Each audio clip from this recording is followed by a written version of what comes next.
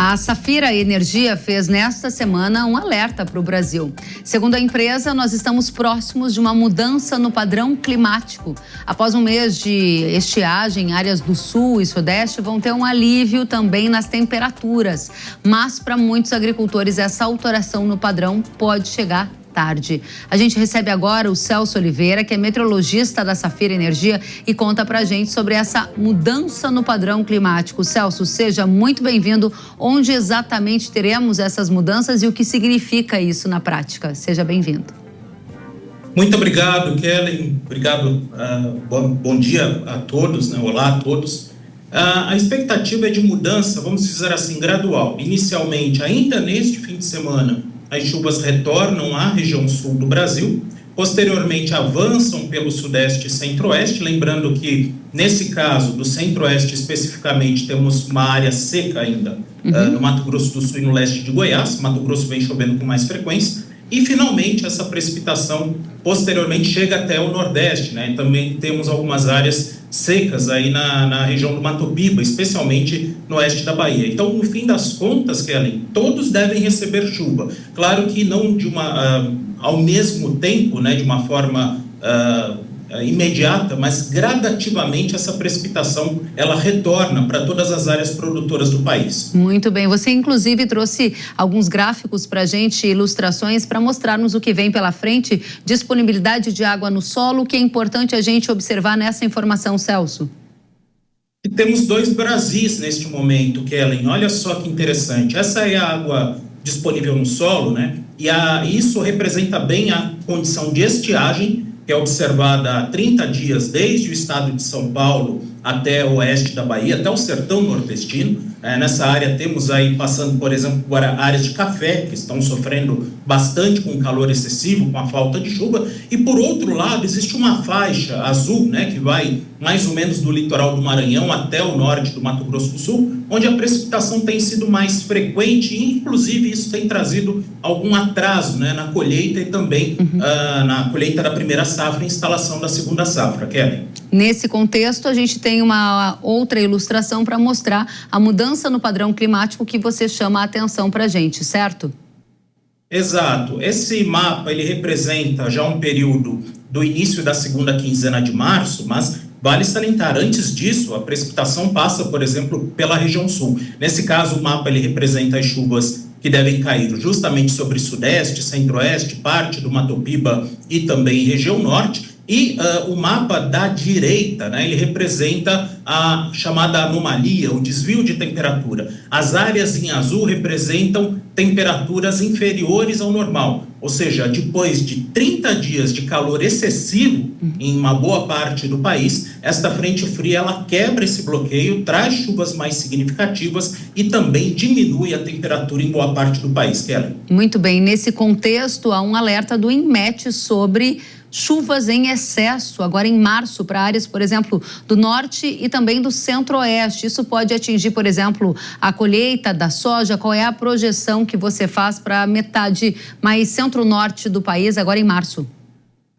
Sim, de chuvas frequentes, porque essa área ela não sofreu a falta de chuva, a estiagem que vimos aqui, por exemplo, no sudeste. Então, continuou chovendo de forma frequente, a umidade do solo está alta e, por consequência, há uma dificuldade no avanço, né, na finalização da colheita da soja e instalação da segunda safra. E essa situação ela prossegue em março. E aí vem uma questão que é a preocupação, Kellen, que é justamente, né, uma instalação, por exemplo, de milho acontecendo já muito tardiamente, né? Você acaba avançando com esse ciclo de milho lá para o decorrer do outono, eventualmente início do inverno, né, que normalmente já não chove tanto. Dentro desse cenário que você traz sobre milho, parte do milho está sendo semeado agora no centro-oeste do Brasil, algumas áreas já fora da janela considerada ideal, ou seja, do período ideal para a semeadura, e há um risco maior em relação às condições climáticas. Você faz algum alerta para a cultura do milho nos próximos 3 meses? Inclusive, a nossa produção vai colocar os mapas climáticos.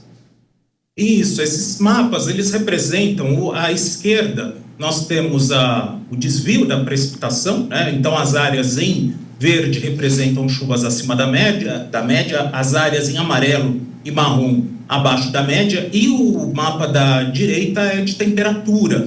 Então ainda temos temperaturas acima do normal, embora não haja expectativa de grandes ondas de calor a partir de agora, as temperaturas ainda são altas. Mas o que eu gostaria de chamar a atenção é que esses mapas de precipitação, justamente eles mostram muitas áreas aí em amarelo, em marrom, representando chuvas inferiores à média. Não quer dizer que abril não vai chover, mas normalmente esse final de verão, normalmente o outono, ele é uma continuidade do que acontece no verão. Se você tem um final de verão chuvoso, isso acaba perpetuando a chuva também durante o mês de abril. Mas não estamos vendo isso agora. Ok que vai voltar a chover sobre o Brasil agora no decorrer desse mês de março, mas não são as mesmas chuvas que a gente viu, por exemplo, em janeiro, dezembro, novembro. Então são chuvas menos intensas. Isso significa o seguinte, que para o decorrer de abril, você já começa a ter um enfraquecimento dessas precipitações. Elas não perpetuam. Então, é normal o produtor agora estar instalando ainda o milho e perguntando, puxa, eu vou precisar de chuva em maio. Será que ainda vai chover em maio?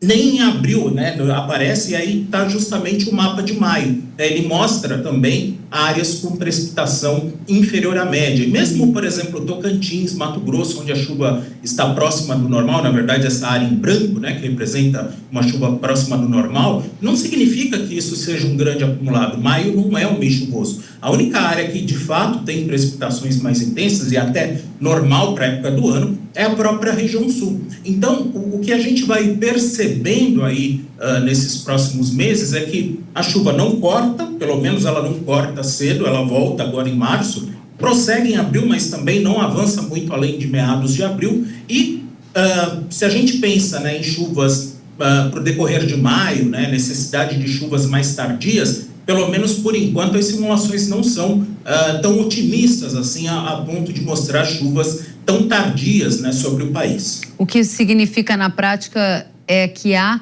um risco para a produção do milho segundo a safra, e a minha pergunta é num contexto de mercado que vem com alta de preços diante de uma oferta global mais restrita e muitos agricultores observando atentamente a condição climática para tentar também se posicionar em relação à comercialização do grão. No que depender da condição climática, a safra, segundo a safra de milho, deverá ser cheia ou passará por dificuldades? O grande problema, Kelly, foi o excesso de chuva no início da colheita.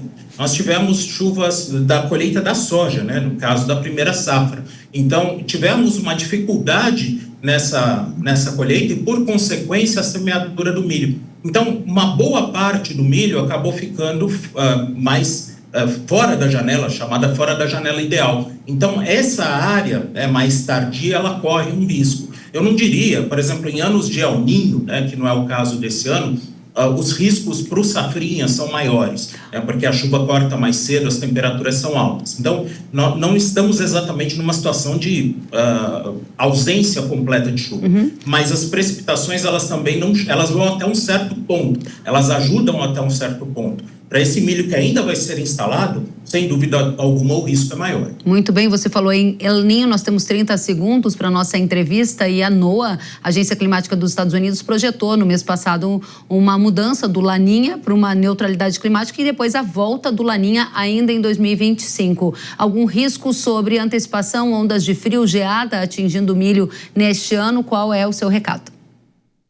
Bom, essa neutralidade, essa saída do Laninha para uma neutralidade abre a possibilidade da entrada de ondas de frio intensas a partir da segunda quinzena de maio.